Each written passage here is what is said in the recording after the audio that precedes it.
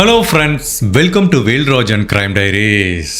நம்ம நிறைய crime cases பார்த்துருப்போம். மோஸ்ட்லி கொலை வழக்கில் தான் நிறைய ட்விஸ்ட் காத்துட்டு இருக்கும். வித்தியாசமான ட்விஸ்ட் இருக்க பல வழக்கை பார்த்துருக்கோம். பட் எவ்வளவோ பேங்க் ராபரி கேசஸும் பார்த்துருக்கோம், மணி ஹைஸ்ட்டும் பார்த்துருக்கோம். அதில் பெரிய லெவலான ட்விஸ்ட் இருக்காது. அதில் என்ன இன்ட்ரெஸ்டிங்காக இருக்குன்னா, அந்த பேங்க்கை எப்படி கொள்ளையடிச்சாங்க, பணத்தை எப்படி கொள்ளையடிச்சாங்க அப்படிங்கிறதெல்லாம் இன்ட்ரெஸ்ட் இருக்கும் தவிர அதில் பெரிய ட்விஸ்ட்லாம் இருக்காது. பட் இன்னைக்கு நம்ம பார்க்க போகிற ஒரு பேங்க் கொள்ளை வழக்கில் யாருமே எதிர்பார்க்காத ஒரு வித்தியாசமான ட்விஸ்ட் காத்துட்டு இருக்கு. இன்கேஸ் இந்த கேஸை பற்றி நீங்கள் இதுக்கு முன்னாடி எந்த சேனல்லையும் பார்க்கலைன்னா கண்டிப்பாக இந்த திருப்பம் உங்களுக்கு ஒரு மிகப்பெரிய ஆச்சரியத்தை கொடுக்கும். 1990 யூஎஸ்ல இருக்க டெக்சாஸ்ல இர்விங் அப்படிங்கிற ஒரு ஊர் இருக்கு. அந்த ஊர்ல ஒரு பேங்க் காலையில பரபரப்பா இயங்கிட்டு இருக்கு. 9:45 மணி இருக்கும். ஒரு 50 வயசு மதிக்கத்தக்க ஒரு நபர் அந்த பேங்க்குள்ள வராரு. அவர் என்ன மாதிரி ட்ரெஸ் போட்டிருக்காருன்னா, ரொம்ப ஃபேடான ஒரு ஜீன்ஸ் போட்டிருக்காரு. அதுக்கப்புறம் ஒரு லெதர் ஜாக்கெட் போட்டிருக்காரு. பெரிய தாடி வச்சிருக்காரு, மீசை வச்சிருக்காரு, கவுபாய் தொப்பி அப்படிங்கிற மாதிரி ஒரு தொப்பி போட்டிருக்காரு. பார்த்தாலே தெரியுது ஒரு மிடில் ஏஜ், ஒரு நல்ல ஒரு கவுபாய் மாதிரி இருக்காரு பார்க்கவே. ஸோ அந்த மாதிரி ஒரு வித்தியாசமா இருக்காரு. அவர் பேங்க்குக்கு உள்ள வரும்போதே எல்லாரோட அட்டென்ஷனும் அவர் மேலே பாருது. பிகாஸ் அவரோட வித்தியாசமான தோற்றத்தை பார்த்து அப்படி சன்கிளாஸ்லாம் போட்டுட்டு பக்காவாக வராரு. அப்படி கியூவில் நிற்கிறாரு. அங்கே டெல்லர், அதாவது கேஷியர் வந்து ஒவ்வொருத்தருக்கும் சர்வீஸ் பண்ணிட்டு இருக்காங்க. ஜென்ரலாக என்ன பண்ணுவாங்க, பணம் போடுவாங்க, இல்லை பணம் செக்கு போட்டு பணம் எடுப்பாங்க. அந்த மாதிரி தான் இந்த நபரும் கியூவில் வெயிட் பண்ணிட்டு இருக்கும்போது அவரோட டேர்ன் வருது. அப்போ அந்த டெல்லர் கேட்குறாங்க, சார் சொல்லுங்கள், உங்களுக்கு நான் என்ன ஹெல்ப் பண்ணணும்னு கேட்குறாங்க. அப்போ இந்த நபர் வந்து ஒரு சின்ன நோட் எழுதி அந்த டெல்லர்கிட்ட கொடுக்குறாரு. அந்த நோட்டில் என்ன எழுதியிருக்குன்னா, நான் உங்கள் பேங்கை கொள்ளையடிக்க போகிறேன், எனக்கு நீங்கள் ஒத்துழைப்பு கொடுக்கணும், தயவு செய்து உங்கள் அந்த டெல்லர் மிஷினில் வச்சுருக்க எல்லா பணத்தையும் எடுத்து கொடுத்துருங்க அப்படிங்கிற மாதிரி சொல்கிறாரு. உடனே அவங்க அப்படியே பார்க்குறாங்க. இவரும் சொல்கிறாரு, நான் எழுதுனது உங்களுக்கு புரிஞ்சிச்சுல, இந்த பேங்க்கை நான் கொள்ளையடிக்க வந்திருக்கேங்கிறாரு. அதுவும் அமைதியாக. இந்த நபருக்கும் அந்த கேஷியருக்கும் மட்டும்தான் அந்த கான்வர்சேஷன் இருக்குது. அவ்வளோ சாஃப்டாக பேசுகிறாரு. அப்போ அந்த கேஷியர் அப்படி ஸ்டன் ஆகி நிற்கிறாங்க. நான் உள்ளுக்குள்ளே துப்பாக்கி வச்சுருக்கேன், நீ இருக்கிற பணத்தை எடுத்து கொடுத்தா நான் நாட்டில் போயிட்டே இருப்பேன். பட் பணம் வந்து க்ளீனாக இருக்கணும், டை பேக்லாம் இருக்கக்கூடாதுங்கிறாங்க. ஆக்சுவலாக பேங்க் ராபரியில் இந்த சாயம் பூசப்பட்ட பணம்னு ஒன்று இருக்குது. அது எதுக்காக வச்சுருக்காங்கன்னா, பேங்க் கொள்ளையை தடுக்கிறதுக்காக வச்சுருக்காங்க. அது எப்படி ஒர்க் ஆகுனா, இப்போ பேங்க்கில் வந்து கட்டுக்கட்டாக பணம் வச்சிருக்காங்க. அப்படி கட்டுக்கட்டா பணம் வச்சிருக்கும் போது அதுல ஒரு பணக்கெட்டுக்கு இடையில சாயம் பூசப்பட்ட ஒரு பேக் மாதிரி, எப்படி சொல்றது, ஒரு பாலித்தீன் கவருக்குள்ள நல்ல சாயம் பூசப்பட்ட தண்ணி மாதிரின்னு வச்சுக்கோங்களேன், ஒரு இங்க்குன்னு வச்சுக்கலாம். அதை வந்து இப்படி சேர்த்து வச்சு பேக் பண்ணியிருப்பாங்க. அது நிஜமான பணம் மாதிரியே இருக்கும். பட் அந்த பணக்கெட்டுக்குள்ள இந்த மாதிரி சாயம் பூசப்பட்ட ஒரு பேக் இருக்கும். இப்போ யாராவது ஒரு நபர் இந்த பணத்தெல்லாம் கொள்ளையடிச்சிட்டு போறாங்கன்னு வச்சுக்கோங்களேன், அதுக்குள்ள இருக்க டிவைஸ் என்ன ஆகுனா, எப்போ இந்த பணம் இந்த பேங்கை விட்டு வெளியில போகுதோ அப்போ அந்த சாயம் பூசப்பட்ட பேக்குக்கு உள்ள இருக்கிற டிவைஸ் வந்து ஆட்டோமேட்டிக்காக ஆக்டிவேட் ஆகும். அடுத்த 2-3 மினிட்ஸ்க்குள்ள அது வெடிச்சிடும். அப்படி வெடிச்சா என்ன ஆகுனா, கொள்ளைக்காரங்க எடுத்துட்டு போற எல்லா பணத்திலையும் சிகப்பு சாயம் அப்படியே படர்ந்து போயிடும். அந்த பணத்தை ஃபர்ஸ்ட் அவங்க யூஸ் பண்ணவும் முடியாது.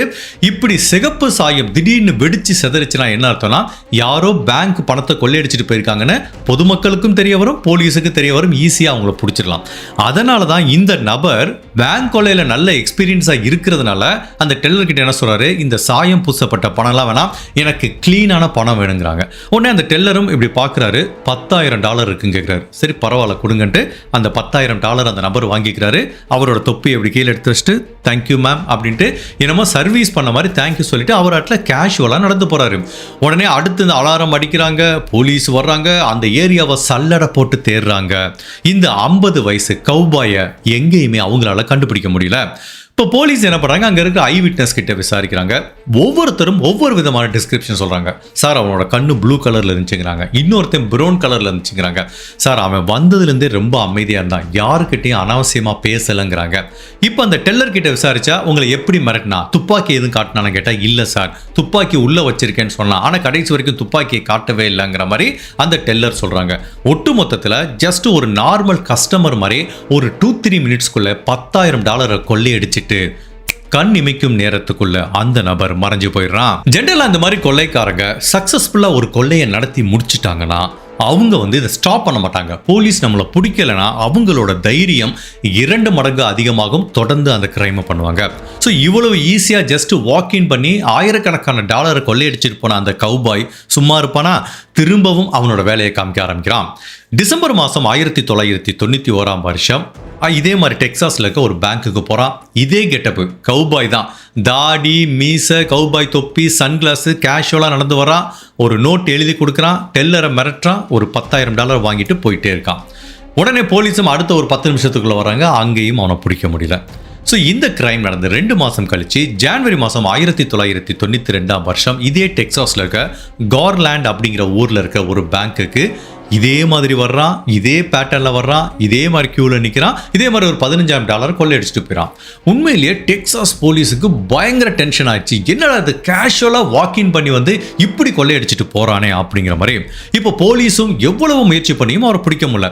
பட் இந்த 2 கொள்ளையிலையும் விசாரிக்கும் போது எல்லாரும் சொல்கிற ஒரே தடயம் அதான், அவனோட அப்பியரன்ஸ் எப்படி இருக்காங்க, தொப்பி போட்டிருக்கான், சன்கிளாஸ் போட்டிருக்கான், நல்ல பெருசாக தாடி வச்சிருக்கான், மீசை வச்சிருக்கான், ஒரு 50 வயசு இருக்கும், அப்படி கேஷுவலாக நடந்து வந்தான் சார் அப்படிங்கிற மாதிரி தான் சொல்றாங்க. தவிர உருப்படியா அவனை பிடிக்கிறதுக்கு எந்த தடயமும் கிடைக்கல. இப்ப போலீஸும் அந்த ஏரியால இருக்கிற இந்த மாதிரி ஏற்கனவே பல கொள்ளையில ஈடுபட்ட நபர்களையும் செக் பண்ணி பார்க்கறாங்க. பட் இந்த மாதிரி ஒரு கொள்ளைக்காரனை இதுவரைக்கும் டெக்சாஸ் போலீஸ் டிபார்ட்மெண்ட் பார்த்ததே இல்லை. அதுவும் இவனோட திறமையை எப்படி அவங்க எவால்வேட் பண்றாங்கன்னா, அப்படி கேஷுவலாக வாக்கின் பண்ணி வந்துட்டு பணத்தை கொள்ளையடிச்சிட்டு போகிறதோட மட்டுமல்லாம கிரைம் சீனில் ஒரு தடயம் கூட இல்லை, ஒரு ஃபிங்கர் பிரிண்ட் இல்லை, ஒரு ஹேர் சாம்பிள் இல்லை, ஒரு டிஎன்ஏ இல்லை. ஒட்டு மொத்தத்தில் ஒரு நபர் இந்த பேங்க்குக்குள்ளே வந்து கொள்ளையடிச்சிட்டு போனதுக்குரிய ஒரு சின்ன தடயத்தை கூட போலீஸால் கண்டுபிடிக்க முடியல. ஸோ போலீஸும் எவ்வளவோ முயற்சி பண்ணியும் பார்க்குறாங்க. இந்த கொள்ளைக்காரனை பற்றி ஒரு தகவலும் கிடைக்கல. அப்போ என்ன ஆகுது, இந்த கேஸ் எஃபிஐக்கு போகுது. ஸோ எஃபிஐ உள்ளே வராங்க. போலீஸ் நீங்கள் விளைக்கோங்க, நாங்கள் பார்த்துக்குறோங்கிறாங்க. இப்போ ஏற்கனவே நடந்த 3 பேங்க் ராபரியும் ஒப்பிட்டு பார்க்குறாங்க. அதோட பேட்டர்ன், மக்கள் சொல்கிற, ஐ விட்னஸ் சொல்கிற எல்லா விஷயத்தையும் வச்சு பார்க்கும்போது இது 3யுமே ஒரே ஒரு நபர் தான் பண்ணியிருக்கான். அந்த நபர் தனியாக தான் ஒர்க் பண்ணுறா, அவங்களோட கூட்டாளிகள் யாருமே இல்லை. இதுதான் வந்து கண்டுபிடிச்சது. ஜென்ரலாக எந்த ஒரு பேங்க் கொள்ளையிலையும் எடுத்துக்கிட்டிங்கன்னா மல்டிபிள் பேர் இருப்பாங்க, டீமாக ஒர்க் பண்ணுவாங்க. அதாவது ஒரு டீம் வந்து உள்ளே வந்து கொள்ளையடிப்பாங்க, ஒரு டீம் வந்து வெளியில் நின்று யார் வர்றாங்களான்னு பார்த்துப்பாங்க. இன்னொரு மிக முக்கியமான டீம் என்ன அப்படின்னா கெட் அவே வெஹிக்கிள்னு சொல்லுவாங்க. அதாவது இவங்க கொள்ளையடிச்சு முடிச்சதுக்கு அப்புறம் ஒரு வண்டியில் தப்பிச்சு போவாங்களே, அந்த வண்டியை ஓட்டுறதுக்கு ஒரு டிரைவர் வெளியில காரோட வெயிட் பண்ணிட்டு இருப்பான். ஸோ அந்த கெட் அவேங்கிறது வந்து ரொம்ப முக்கியம் எந்த ஒரு பேங்க் கொள்ளையிலையும்.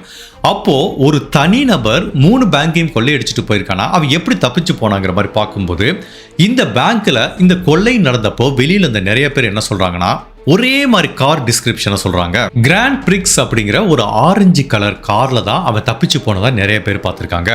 அப்ப நிறைய பேர் அந்த நம்பரையும் நோட் பண்ணிருக்காங்க. பட் 3 பேங்க் ராபரிலையும் தப்பிச்சு போகிறதுக்காக பயன்படுத்தப்பட்டது ஒரே கார் தான். பட் 3 வெவ்வேறு விதமான நம்பர். அப்போ நம்மளுக்கு ஆக்சுவலா ஈஸியாவே கண்டுபிடிக்க முடியும் அது 3மே ஃபேக்கான நம்பர்னு. அந்த 3 நம்பரையும் செக் பண்ணி பார்க்குறாங்க, அது ஒரு ஃபேக்கான நம்பர் தெரியுது. பட் எஃபிஐக்கு ரொம்ப ஆச்சரியமான விஷயம் என்ன அப்படின்னா, இந்த மாதிரி தப்பிச்சு போற கொள்ளைக்காரங்க பிளேட் நம்பரை மாற்றுவாங்க, அது ஒன்று. தான் எந்த காரில் தப்பிச்சு போகிறோங்கிறத யாருக்கு தெரியக்கூடாது அப்படிங்கிற மாதிரி நினைப்பாங்க. ஃபார் எக்ஸாம்பிள், ஒரு காரை திருடிட்டு வந்து அதை பேங்க் கொள்ளைக்கு யூஸ் பண்ணுவாங்க. அவங்க சொந்தமான காரை நம்பர் பிளேட்டை மாற்றி யூஸ் பண்ண மாட்டாங்க, அது என்றைக்குமே ரிஸ்க்குன்னு தெரியும். பட் இந்த கொள்ளைக்காரனை போலீஸ் ரொம்ப வித்தியாசமாக பார்க்குறாங்க. அவனோட சொந்த காராக கூட இருக்கலாம், ஒரே காரை தான் 3 கிரைமுக்கு யூஸ் பண்ணியிருக்கான், பட் நம்பர் பிளேட்டை மாற்றிருக்கான். ஸோ அவனுக்கு அவ்வளவு நம்பிக்கை இருக்குது. தட் மீன்ஸ் போலீஸுக்கே சவால் விடுறான், முடிஞ்சா என்னை பிடிச்சி பாரு, catch me if you can அப்படிங்கிற மாதிரி தான் இருக்கு. சரி, இப்போ இந்த கெட் அவே வெஹிக்கிளை வச்சு அவனை கண்டுபிடிக்க முடியல, அடுத்து என்ன பண்ணலாம்? அவன் 3 பேங்க்லையும் ஒரு லெட்டர் மாதிரி எழுதி கொடுத்து தான் வந்து கொள்ளையடிச்சிருக்கான். ஃபார் எக்ஸாம்பிள், நான் அந்த பேங்கை கொள்ளையடிக்க போறேன், பணத்தை கொடு அப்படிங்கிற மாதிரி. இப்போ அந்த ஹேண்ட் ரைட்டிங் அனாலிசிஸ் பார்க்குறாங்க. ஸோ 3 கிரைம்லையும் கொடுக்கப்பட்ட லெட்டர் ஒப்பிட்டு பார்க்குறாங்க. அந்த ஹேண்ட் ரைட்டிங் பக்காவா மேட்ச் ஆகுது. ஸோ 3 கொள்ளையையும் பண்ணது ஒரே நபர், அதுல எந்த விதமான மாற்று கருத்தும் கிடையாது. பட் அந்த ஹேண்ட் ரைட்டிங்கை எக்ஸ்பர்ட் எவ்வளவு அனலைஸ் பண்ணி பார்க்குறாங்க. அவங்க ஏற்கனவே பேங்க் கொள்ளையில ஈடுபட்ட பல கொள்ளையர்களோட ஒப்பிட்டு பார்க்குறாங்க. பட் அன்ஃபார்ச்சுனேட்டா ஒரு கொள்ளையனோட ஹேண்ட் ரைட்டிங்கோட கூட இந்த கொள்ளைக்காரனோட ஹேண்ட் ரைட்டிங் துளி கூட மேட்ச் ஆகல. எஃபிஐக்கு நல்லாவே தெரியும் இவன் திரும்பவும் ஒரு பேங்கை கொள்ளையடிக்க வருவான், இதே கெட்டப்ல வருவான்னு தெரியும். ஈவன் நிறைய பேங்க்ல போலீஸும் எஃபிஐ டீமும் சரி ஜஸ்ட் கேஷுவலா பொதுமக்கள் மாதிரி ட்ரெஸ் போட்டு ரோந்தில் ஈடுபடுறாங்க. இந்த மாதிரி கெட்டப்ல எவனாவது வந்து அவனை பிடிச்சிடலான்னு சொல்லி வெயிட் பண்ணி பார்க்குறாங்க. உண்மையிலேயே அவனுக்கு தெரிஞ்சிச்சா இல்லை தெரியாம வராம இருந்தாலும் தெரியல, இவங்க பல நாள் பல மணி நேரம் காத்திருந்தா கூட அந்த கொள்ளைக்காரன் திரும்ப வரல. அவன் திரும்ப வருவானா அப்படிங்கிற ஒரு சந்தேகம் கூட FBI-க்கு வர ஆரம்பிக்குது. டெக்சாஸ்ல இப்படி 3 பேங்க கேஷுவலா வந்து அப்படி ஒரு வாக்கின் பண்ணி கஸ்டமர் மாதிரி கொள்ளையடிச்சிட்டு போன அந்த கவுபாய்ங்கிற நபர் யாரு? போலீஸ் அவனை பிடிச்சாங்களா? அவன் இந்த 3 கொள்ளையோட நிப்பாட்டிக்கிட்டானா? இதுக்கப்புறம் பல கொள்ளைகளை ஈடுபட்டானா? இந்த கேஸ்ல இருக்க வித்தியாசமான ட்விஸ்ட் தான் என்ன அப்படிங்கிற பலவித குழப்பங்களும் திருப்பங்களும் நிறைஞ்ச டெக்சாஸ்ல நடந்த ஒரு வித்தியாசமான பேங்க் கொள்ளை வழக்கு தான் இன்னைக்கு நம்ம இந்த வீடியோல பார்க்க போறோம். அப்படி இந்த கிரைமை யாரு பண்ணிட்டு இருக்காங்கிறத நீங்க தெரிஞ்சுக்கிறதுக்கு முன்னாடி உங்க டைம் 2 செகண்ட்ஸ் எனக்காக ஸ்பெண்ட் பண்ணி என்னோட வீடியோஸ் உங்களுக்கு பிடிச்சிருந்துச்சுன்னா லைக் பண்ணிட்டு கமெண்ட் பண்ணுங்க. இன் கேஸ் என்னோட சேனலை இது வரைக்கும் நீங்க சப்ஸ்கிரைப் பண்ணாம பார்த்தீங்கன்னா மறக்காம சப்ஸ்கிரைப் பண்ணி என்ன சப்போர்ட் பண்ணுங்க. இந்த வீடியோவை கடைசி வரைக்கும் ஸ்கிப் பண்ணாம பாருங்க. இந்த கொள்ளைக்காரன் யாருன்னு தெரிய வரும்போது உங்களுக்கு ஒரு மிகப்பெரிய அதிர்ச்சியா இருக்கும், மிகப்பெரிய திருப்பமாகவும் இருக்கும். டெக்சாஸ்ல எவ்வளவு பேங்க் இருக்கு. FBI-யும் போலீஸ் ஆபீசரும் எத்தனை பேங்க்ல போய் அவனுக்காக வெயிட் பண்ணிட்டு இருக்க முடியும்? ஸோ இப்படி இருந்தாலும் அவங்க ரேண்டமா எல்லா பேங்கையும் செக் பண்ணிட்டு இருக்க இந்த நேரத்தில் செப்டம்பர் மாதம் 25ஆம் தேதி 1992ஆம் வருஷம் பலமுறை திறமையா கொள்ளையடிச்ச இந்த கொள்ளைக்காரன் திரும்பவும் கொள்ளையில ஈடுபடுறான். பட் இந்த டைம் அவன் ஒரு சின்ன தப்பு பண்ணிடுறான். அந்த சின்ன தவறு மூலமா போலீஸ் கிட்ட மாட்டிக்கிறான். ஸோ 25ஆம் தேதி 1992ஆம் வருஷம் வழக்கம் போல டெக்சாஸ்ல ஒரு பேங்க் இயங்குது. காலையில் ஒரு 9:45 மணிக்கு இந்த கவுபாய் வர்றான். பக்காவா அதே கெட்டப்பில் வரான், எந்த சேஞ்சுமே கிடையாது. அதே மாதிரி கியூவில் நிற்கிறான், நோட் செல்லி கொடுக்குறான், அந்த டெல்லரை மிரட்டுறான், ஒரு $13,000 கொள்ளையடிச்சிட்டு போகிறான். பட் அவன் பண்ண தப்பு என்னன்னா, இது 4வது கொள்ளை வரைக்கும் போலீஸ் அவனை பிடிக்க முடியல. பட் இது வரைக்கும் அவன் பண்ணிட்டு இருந்த பேட்டர்ன் எப்படின்னா, ஒரு நாளைக்கு ஒரு பேங்க் தான் கொள்ளையடிச்சிருக்கான். இது வரைக்கும் எந்த டைமும் ஒரே நாளில் 2 பேங்கையும் கொள்ளையடிச்சதில்லை. பட் இந்த டைம் அவனோட பேராசை காரணமா, பரவாயில்லையே நம்ம 4வது கொள்ளை அடிச்சிட்டோம், அப்போ கூட போலீஸ் நம்மளை பிடிக்கலையே, நம்ம ஏன் திரும்ப இதே நாளில் இன்னொரு கொள்ளை அடிக்க கூடாதுன்னு இப்போ இதே செப்டம்பர் மாதம் 25ஆம் தேதி 1992ஆம் வருஷம் காலையில் ஒரு 9:10 மணிக்கு ஒரு கொள்ளை முடிஞ்சிருது. 11:30 மணிக்கு இன்னொரு பேங்க்குக்கு போகிறான். அங்கேயும் இதே மாதிரி நோட் எழுதி கொடுக்குறான், கொள்ளை அடிச்சிடறான். அதே மாதிரி அவனோட காரில் தப்பிச்சு போகிறான். பட் இந்த டைம் அந்த கொள்ளைக்காரன் பண்ண மிகப்பெரிய தவறு என்னன்னா, இதுவரைக்கும் எல்லா கிரைமுக்கும் கெட்டவே வெஹிக்கிளாக தன்னோட சொந்த காரை தான் பயன்படுத்தியிருக்கான். பட் எல்லா டைமும் ஃபேக் நம்பர் பிளேட் யூஸ் பண்ணியிருக்கான். பட் இந்த டைம் அவன் நம்பர் பிளேட்டை மாற்றுறதுக்கு மறந்துட்டான். தட் மீன்ஸ் அவனோட ஒரிஜினல் நம்பர் பிளேட்டில் தான் அவன் அந்த காரில் தப்பிச்சு போயிருக்கான். கடைசியாக பேங்கை 2வது டைம் கொள்ளையடிக்கும் போது ஒரு நபர் இந்த காரை நோட் பண்ணியிருக்காரு, அந்த நம்பரை எழுதி வச்சிருக்காரு. போலீஸோடையும் FBI-யோடையும் எதிர்பார்ப்பு என்னன்னா, இவன் வழக்கம் போல கொள்ளையடிச்சிட்டு போறான், ஒரு காரில் தப்பிச்சு போறான், அது கண்டிப்பாக ஒரு தப்பான ஃபேக்கான நம்பர் பிளேட்டாக தான் இருக்கணும். ஒன்று செக் பண்ணிட்டு வராங்க. இதுவும் ஒரு ஃபேக்காக தான் இருக்க போகுதுன்னு போய் செக் பண்ணி பார்த்தா அது ஒரு ரியல் நம்பர்னு தெரிய வருது. அதே மாதிரி இந்த கார்லாண்டுங்கிற ஊரில் பீட்டருங்கிற ஒரு நபர் இருக்காரு, அவருக்கு சொந்தமான காருன்னு தெரிய வருது. அப்போதான் FBI போலீஸ் பயங்கர ஹாப்பி ஆயிட்டாங்க. அப்பாடி ஒரு 5 பேங்கை கொள்ளையடிச்சிருக்கான், இந்த கொள்ளைக்காரன் நம்ம பிடிச்சிட்டோம், அது கண்டிப்பாக அந்த பீட்டராக தான் இருக்கணும் அப்படிங்கிற மாதிரி அந்த பீட்டரோட வீட்டுக்கு போகிறாங்க. பீட்டரோட வீட்டு கதவை தட்டுறாங்க. பீட்டர் வெளியில் வர்றான். இவங்கிட்ட கேட்குறான், இந்த மாதிரி ஒரு கார் நீங்கள் வச்சுருக்கீங்களா, இந்த நம்பர் உங்களுக்கு சொந்தமானதான்னு கேட்டால், ஆமாம் சார் இது என்னோட கார் தான், பட் கடந்த 1 வருடமா இந்த காரை நான் யூஸ் பண்ணலை, என்னோட சகோதரி தான் யூஸ் பண்ணிட்டு இருக்காங்க அப்படிங்கிற மாதிரி அவர் சொல்கிறாரு. அதாவது அவங்க சகோதரி பெக்கி ஜோங்கிற ஒரு பெண்மணி இதே கார்லாண்டுங்கிற டெக்சாஸில் இருக்க ஊரில் தான் வந்துட்டு வராங்க. அவங்க யார் கூட இருக்காங்கன்னா, இவங்களோட சொந்த அம்மா. அவங்க அம்மாவுக்கு உடம்பு சரியில்லாமல் பெட் ரிட்டனாக இருக்காங்க. அந்த அம்மாவை பார்த்துட்டு அவங்க இருக்காங்க. அப்போ என்னோட சகோதரி தேவைக்காக நான் அந்த காரை நான் அவங்க கிட்ட கொடுத்துருந்தேன் சார்ங்கிற மாதிரி அந்த சகோதரியோட கான்டாக்ட் டீட்டெயிலை கொடுக்குறாங்க. அப்போ போலீஸ் அதை வாங்கிக்கிறாங்க. பீட்டர் சொன்னது உண்மையாக இருக்கிற மாதிரி தெரியுது. பட் இருந்தாலும் இவன் மேலே ஒரு கண்ணு வச்சுப்போம், இவன் ஏன் தன்னோட சகோதரியை மாட்டி விட முயற்சி பண்ணக்கூடாதுங்கிறதுக்காக இவன் மேலேயும் ஒரு கண்ணு வச்சுட்டு இப்போ அந்த பெக்கி ஜோங்கிற பெண்மணியை பார்க்கறதுக்காக அவங்க வீட்டுக்கு போகிறாங்க. ஸோ ஒரு சாயங்காலம் 6-7 மணிக்கு போகிறாங்க. அவங்க வீடு பூட்டப்பட்டிருக்கு. கதவை தட்டுறாங்க. ஒரு 48 வயசு மதிக்கத்தக்க ஒரு பெண்மணி வராங்க. ஷார்ட்ஸு டிஷர்ட்லாம் போட்டு கேஷுவலாக வராங்க. சார் உங்களுக்கு என்ன வேணுங்கிறாங்க. இல்லை மேடம் நாங்கள் ஒரு காரை பற்றி விசாரிக்கிறோம்னு சொல்லிட்டு ஒரு கார் சொல்கிறாங்க. ஆமாம் சார் இது என்னோட சகோதரரோட கார் அப்படிங்கிறாங்க. அந்த கார் ஆக்சுவலாக அங்கே தான் நிற்கிது. அதை பார்த்தோன்னே போலீஸுக்கு தெரியுது இந்த ராபரிக்கு இந்த காரை தான் பயன்படுத்தியிருக்காங்க அப்படின்னு. சரி ஓகே மேடம், உங்கள் பாய் ஃப்ரெண்டை கூப்பிடுங்க அப்படிங்கிறாங்க. இல்லை சார், எனக்கு பாய் ஃப்ரெண்ட்லாம் யாரும் இல்லை அப்படிங்கிறாங்க. இங்கே பாருங்கள் மேடம், நாங்கள் எதுக்காக வந்திருக்கோன்னு எங்களுக்கு தெரியும். நீங்கள் தயவு செய்து உங்கள் பாய் ஃப்ரெண்டையோ இல்லை உங்கள் ஹஸ்பண்டையோ நீங்கள் உண்மையை சொல்லிட்டீங்கன்னா உங்கள் மேலே எந்த பிரச்சனையும் வராமல் நாங்கள் பார்த்துக்குறோம் அப்படிங்கிற மாதிரி சொல்கிறாங்க. சார் இல்லை சார், நீங்கள் சொல்கிற மாதிரி எனக்கு பாய் ஃப்ரெண்டும் கிடையாது, ஹஸ்பண்டும் கிடையாது. நானும் எங்கள் அம்மா மட்டும்தான். எங்கள் அம்மா ஏற்கனவே உடம்பு சரியில்லாமல் படுத்த படுக்கையாக இருக்காங்க, அவங்கள பார்த்துட்டு இருக்கேன். எனக்கு பாய் ஃப்ரெண்ட்லாம் கிடையாது சார். உங்களுக்கு இந்த கார் தானே பிரச்சனை, இந்த காரை நான் தான் சார் ஓட்டிட்டு இருக்கேன், இப்போ என்ன பிரச்சனைங்கிற மாதிரி இவங்க சொல்கிறாங்க. இப்போ போலீஸுக்கு நல்லா தெரியுது இவங்க அவங்க கணவரையோ பாய் ஃப்ரெண்டையோ காப்பாற்ற முயற்சி பண்ணுறாங்கன்னு. அப்போ தட் மீன்ஸ் இந்த பெண்ணுக்கு இந்த கொள்ளையை பற்றி நல்லாவே தெரிஞ்சிருக்கு. சரி ஓகே மேடம், உங்கள் வீடு நாங்கள் சோதனை போடணுங்கிறாங்க. தாராளமாக போய் போடுங்கிறாங்க. ஃபஸ்ட்டு போலீஸ் ஆஃபீஸர் போடுறாங்க. ஃபஸ்ட்டு ஒரு ரூம் இருக்குது, அது ஒரு மேக்கப் ரூமாக இருக்குது. அங்கே ஒரு மேனிக்வின் இருக்குது. அந்த மேனிக்வினோட தலையில் வந்து சில விக்கு வச்சுருக்காங்க, அப்புறம் தாடி இருக்குது, அதுக்கு ஒரு மீசெல்லாம் ஒட்டி வச்சுருக்காங்க. எக்ஸாக்டாக க்ரைம் சீனில் என்ன மாதிரி ஒரு கெட்டப்பில் ஒருத்தர் வந்து கொள்ளையடிச்சிட்டு போனானா அதே கெட்டப்பில் தான் அந்த மேனிக்வின் இருக்குது. பிகாஸ் ஏற்கனவே பேங்க்கில் இருக்கிற சிசிடிவி கேமராவில் பார்க்கும்போது இவனோட புகைப்படம்லாம் போலீஸ் எடுத்து வச்சுருக்காங்க. ஸோ அதே மாதிரி தாடி, அதே மாதிரி விக்கு, அதே மாதிரி சன்கிளாஸ், எக்ஸாக்டாக அந்த மேனிக்வினை பார்த்தா இந்த கொள்ளைக்காரனை பேங்க்ல பார்த்த மாதிரி இருக்கு. அப்பவே போலீஸுக்கு புரிஞ்சு போச்சு இந்த வீட்டில் இருக்க அந்த நபர் தான் இந்த கொள்ளையை நடத்திட்டு இருக்காங்க. இப்போ போலீஸ் வீடை ஃபுல்லாக சல்லடை போட்டு தேடும்போது அன்னைக்கு, அதாவது செப்டம்பர் மாதம் 25 1992 2 பேங்க்ல இருந்தும் கொள்ளையடிக்கப்பட்ட $20,000 மேற்பட்ட பணத்தை அவங்க வீட்டில் கண்டுபிடிக்கிறாங்க. அப்போ அந்த பணத்தை எடுத்துட்டோம்னு சொல்றாங்க. இங்க பாருங்க, நாங்கள் ஒரு கொள்ளைக்காரனை தேடி வந்தோம். இன்னைக்கு பேங்க்ல கொள்ளையடிக்கப்பட்ட பணம் உங்க வீட்டில் இருக்கு. அது போக கொள்ளையடிக்கிறதுக்காக பயன்படுத்தப்பட்ட அந்த கெட்டப்பையும் உங்க வீட்டில் தான் போட்டிருக்காங்க. ஸோ இப்பயாவது சொல்லுங்க மேடம், உங்க பாய் ஃப்ரெண்டு, கணவர் யாரெல்லாம் இதை பண்ணிட்டு இருக்காங்க அப்படின்னு கேட்டா அந்த பெண்மணி திரும்பவும் சொல்றாங்க, எனக்கு பாய் ஃப்ரெண்டும் இல்லை, எனக்கு கணவரும் இல்லைங்கிறாங்க. இப்போ போலீஸுக்கு ஒண்ணுமே புரியல. என்னடா இது, இந்த பொண்ணு யாரை காப்பாற்ற இவ்வளவு முயற்சி பண்றாங்க. சரிம்மா, நீ வண்டியில் ஏறு, போலீஸ் ஸ்டேஷனுக்கு போய் பேசிக்கலாங்கிறாங்க. அந்த பொண்ணும் மறுப்பு தெரிவிக்காம வண்டியில் ஏறாங்க. அப்படி அந்த போலீஸ் ஆஃபீஸர் அவங்களை காரில் கூட்டிட்டு போகும்போது ஒரு 2 வித்தியாசமான விஷயங்களை நோட் பண்றாரு.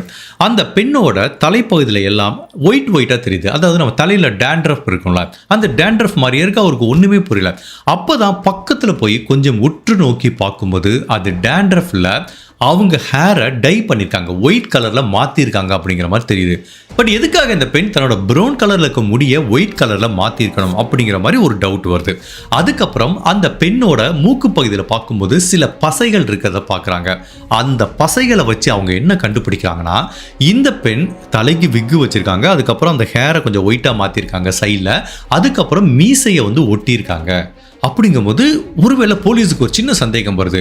இந்த பெண் சொல்ற மாதிரி இவங்களுக்கு கணவரும் இல்லாம பாய் ஃப்ரெண்டும் இல்லாம ஒருவேளை இந்த பெக்கிஜோங்கிற பெண்மணியே ஏன் இந்த மாதிரி கெட்டப் போட்டு பேங்கை கொள்ளையடிச்சிருக்க கூடாது அப்படிங்கிற மாதிரி ஒரு டவுட் வருது. பரவாயில்லையே, இது ஒரு வித்தியாசமான பிளானா இருக்கு. பிகாஸ் போலீஸ் பெர்ஸ்பெக்டிவ்ல திங்க் பண்ணி பார்த்தா இந்த கெட்டப்பை பார்த்தா நம்மளுக்கு என்ன தோணும், ஒரு 50 வயசுல ஒரு கவ்பாய் கெட்டப் போற ஒரு மேன் வந்து கொள்ளையடிச்சிட்டு இருக்கான் அப்படிங்கிற மாதிரி என்ன பண்ணுவாங்க போலீஸும் சரி எஃபிஐயும் என்ன பண்ணுவாங்க, இதுல ஒரு சம்பந்தப்பட்ட நபர் ஆண் அப்படிங்கிற பெர்ஸ்பெக்டிவ்ல தான் தேடிட்டு இருப்பாங்க.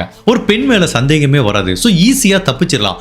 அப்போ இந்த கிரைமை இந்த பெக்கிஜோ ஏன் பண்ணியிருக்க கூடாது அப்படிங்கிற மாதிரி இன்னொரு சந்தேகமும் போலீஸுக்கு வருது. இப்போ போலீஸ் என்ன பண்றாங்க, வாரண்ட் வாங்கிட்டு திரும்பவும் இவங்க வீடை ஃபுல்லா செக் பண்ணி பார்க்கும்போது கடைசியில இவங்க அன்னைக்கு சம்பந்தப்பட்ட நாள் கொள்ளையடிச்ச பணத்தை மீட்டிருக்காங்க. பட் இன்னும் கொஞ்சம் டீப்பா தேடி பார்க்கும்போது 1991 மே மாதம் ஃபர்ஸ்ட்ல இருந்து இவங்க கொள்ளையடிச்ச எல்லா பணத்தையும் அதோட கரஸ்பாண்டிங் சீரியல் நம்பரோட கண்டுபிடிக்கிறாங்க.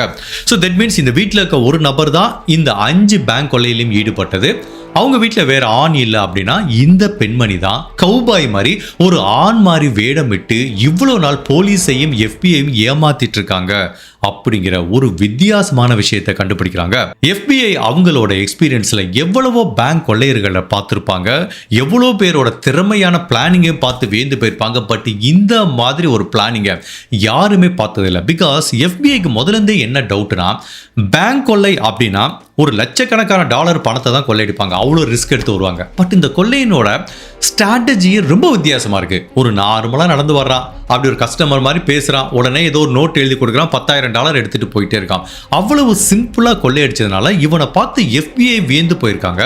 பட் இப்போதான் போலீஸுக்கு புரியுது, ஒரு கத்தி இல்லாம, ஒரு ரத்தம் இல்லாம, ஒரு சின்ன கிரைம் கூட இல்லாம, யாருக்கு எந்த உயிர் சேதமும் ஏற்படாம ஒரு பெண் தான் இவ்வளவு பெரிய கிரைமை பண்ணிட்டு இருக்காங்கிறது FBIக்கு மிகப்பெரிய அதிர்ச்சியை கொடுக்குது. இப்போ ஃபைனலா இந்த பெண்மணிக்கு அகைன்ஸ்டா நிறைய ஆதாரங்கள் இருக்கிறதுனால வேற வழியே இல்லாம நான் தான் இந்த கிரைமை பண்ணேன் அப்படிங்கிறத பெக்கி ஜோங்கிற 48 வயசு பெண்மணி கன்ஃபெஷன் பண்ணிக்கிறாங்க.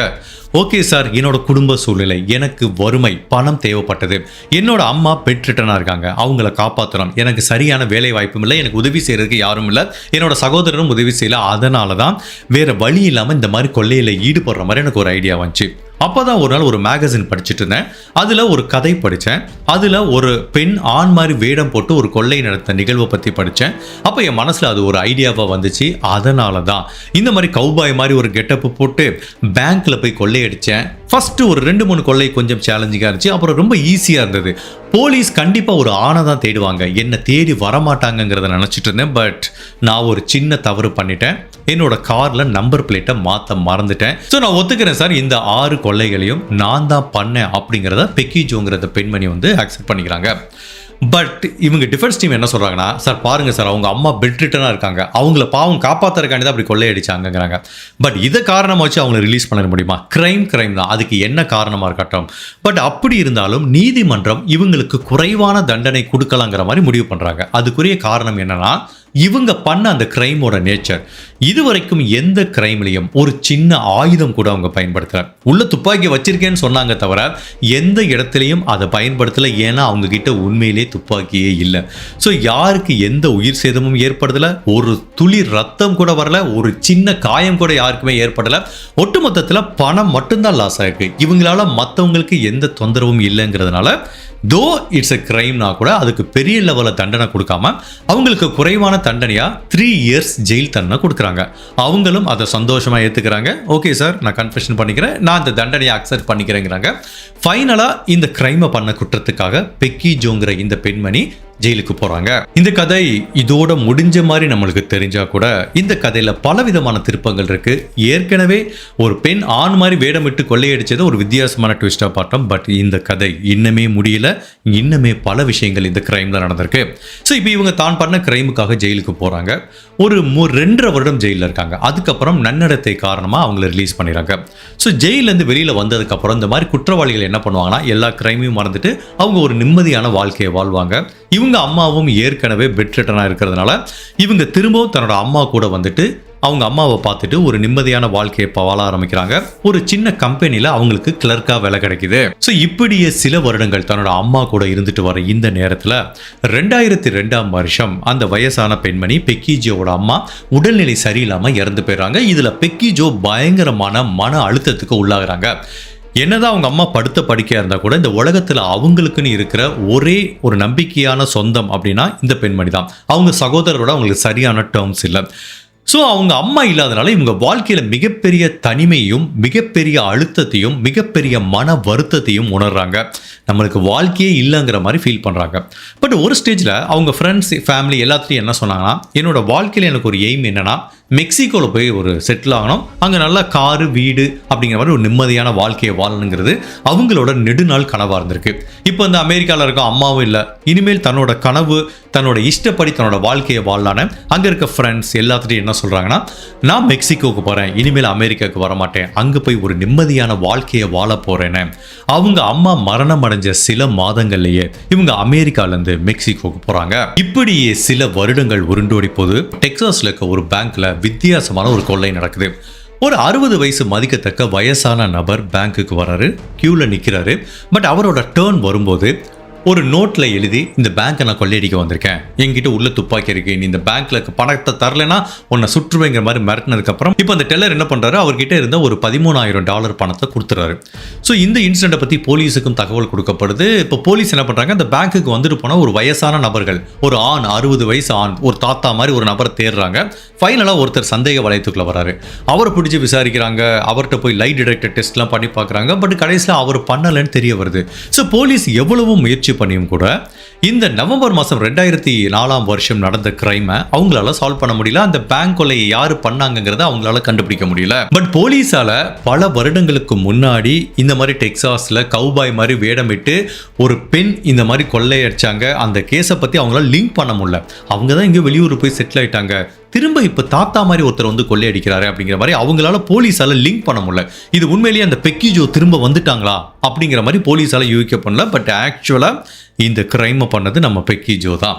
ஸோ அதுக்கப்புறம் மே மாதம் 5ஆம் தேதி 2005 திரும்பவும் ஒரு பேங்க்கை கொள்ளையடிக்கிறதுக்காக வராங்க. பட் இந்த டைம் தாத்தா மாதிரிலாம் வரல, அவங்க ஒரிஜினல் கெட்டப்லேயே வராங்க. பட் சின்னதாக ஒரு விக்கு வச்சுருக்காங்க, கண்ணாடி போட்டிருக்காங்க, பிளாக் கலரில் ஒரு ஜாக்கெட் போட்டு இதே மாதிரி வர்றாங்க.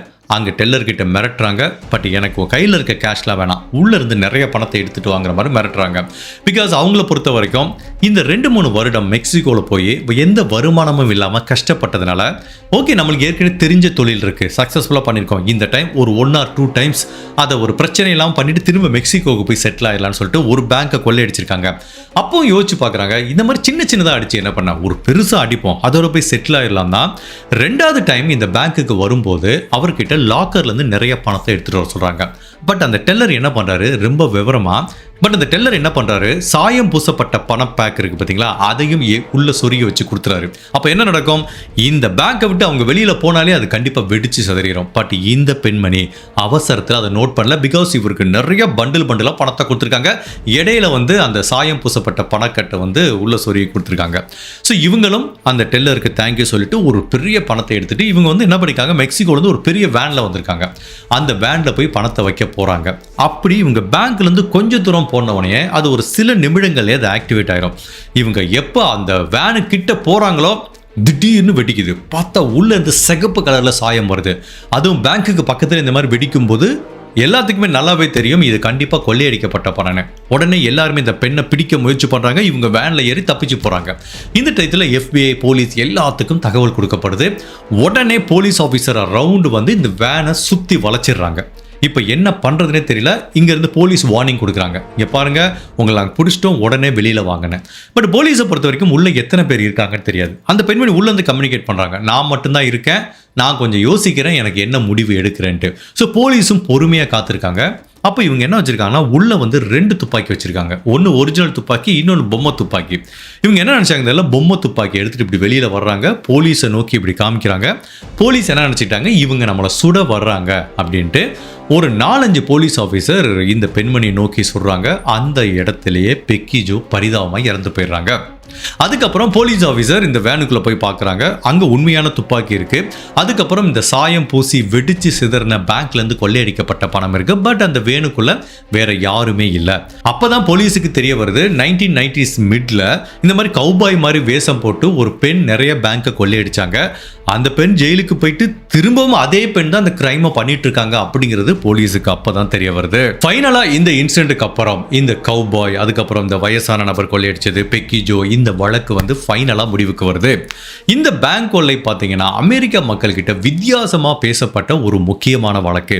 எவ்வளோ பேங்க் கொள்ளை நம்ம பார்த்துருக்கோம், டனலை தோண்டி உள்ள போவாங்க, இப்போ மணி ஹைஸ்ட் மாதிரி பேங்க்குக்கு உள்ளேயே போய் பணம் அச்சிடுற இடத்துக்கே போவாங்க, இல்லைன்னா பேங்கோட வாசல் வழியாவே போவாங்க, 10 பேர் போயிட்டு துப்பாக்கி காட்டி மிரட்டுவாங்க. பட் இந்த மாதிரி ஒரு கொள்ளைய பெக்கி ஜோ தவிர யாருமே இந்த உலகத்தில் பண்ணதே கிடையாது. அவங்களுக்கு வந்து செல்லமா எப்படி ஒரு நிக் நேம் வச்சு மக்களும் சரி போலீஸ் ஆஃபீஸர் கூப்பிட்டாங்கன்னா கவுபாய் பாப் அப்படிங்கிற மாதிரி சொல்லி கூப்பிட்டுருக்காங்க.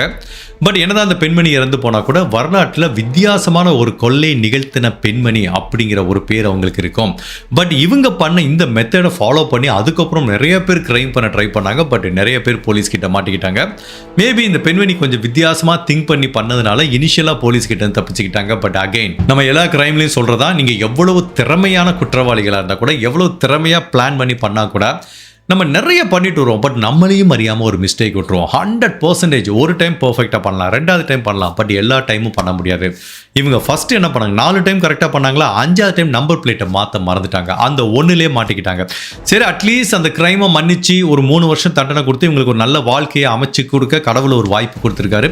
பட் அப்பையும் இவங்களால வந்து அந்த வாழ்க்கையை பயன்படுத்திக்க முடியல. இந்த மாதிரி தொடர்ந்து கிரைம் பண்ணிட்டே இருக்கிறவங்க வந்து ஒரு சின்ன சின்ன தண்டனை கிடைச்சா கூட அவங்களால அந்த கிரைம் பண்ணுறதை ஸ்டாப் பண்ண முடியாது. அதுவும் இந்த மாதிரி பேங்க் கொள்ளையில் ஈடுபடுறாங்க பார்த்தீங்களா, இவங்களுக்கு ரொம்ப ஈஸியாக பணம் கிடைக்குதா, அதனால தான் இந்த பெண்மணிக்கு போய் உழைச்சி சம்பாதிக்கிறதுக்கு அவ்வளோ கஷ்டமாக இருக்குது.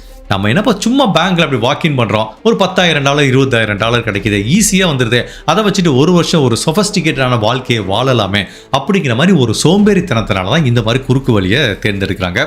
ஸோ என்னை பொறுத்த வரைக்கும் நம்ம இது வரைக்கும் நம்ம கவர் பண்ண கிரைம்ல இருந்தும் சரி, இது ஒரு கொள்ளையோ இந்த மாதிரி தவறான பாதைக்கு போனால் அதோட எண்டு வந்து எப்போவுமே ட்ராஜடியில் தான் முடியும். ஒன்று ஜெயிலுக்கு போவாங்க, இல்லை இந்த மாதிரி இறந்து போயிடுவாங்க.